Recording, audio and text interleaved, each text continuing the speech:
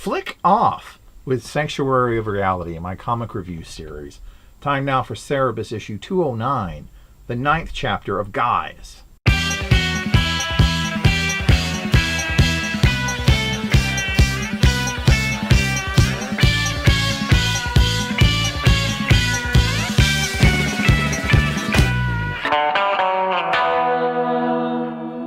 Cerebus has his snout in the Bazaar Heroes comic, thrilling to the tales of the superhero known as the Wanker.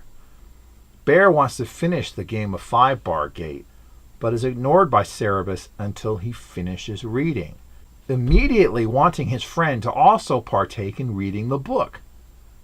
Bear promises to do so if Cerebus will just take his shot. Cerebus agrees. Bear reads it and only laughs when he notices that the L and I of the word flick ran together, looking like an obscenity. Bear finishes the issue, finding it just okay, not as terrific as Cerebus did. Cerebus makes his first shot, misses his second, but calls a timeout in an effort to prove that The Wanker is a really, really good read.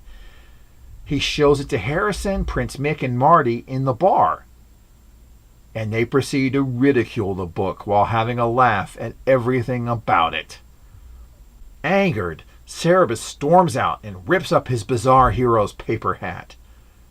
Bear finally lets him have it about his attitude, raking him over the coals for getting so upset over people not liking things the same way that he does. He even says it's like he's part chick, a claim that hits close to home for the hermaphrodite. Having made these claims against Cerebus, is Bear done yet? I think this issue story is very relatable to comic fans, especially superhero comic fans in general. You like a story, you want to share it with others, that's to spread this enjoyment, and they just don't see the same value in it that you do.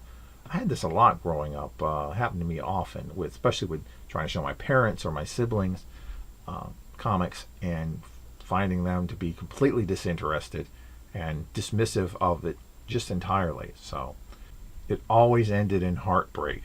As my viewership numbers can attest, people sometimes just don't care how good a story is. They don't want to hear it. Cerebus as a comic book fan actually will be explored again later during Latter Days, when Cerebus becomes obsessed with another graphic read. This is a middle part of a trilogy of issues, so it's a bit tough to gauge on its own. It still manages to tell a pretty amusing tale on its own, and of course the craftsmanship of Dave Sim's artwork, Gerhardt's impeccable backgrounds, and of course the beautiful lettering. Just the layouts, the way the pages are laid out is tremendously done. Especially for the section of Bear's tirade, which begins here. It's given space proportionate to the weight of what's being said. So instead of crowding it all into one panel or something like that, it's spread out. His dialogue is given room to breathe without it actually seeming decompressed, even though it actually is. Next time, Cerebus versus Bear. A 5-Bar Gate showdown you do not want to miss.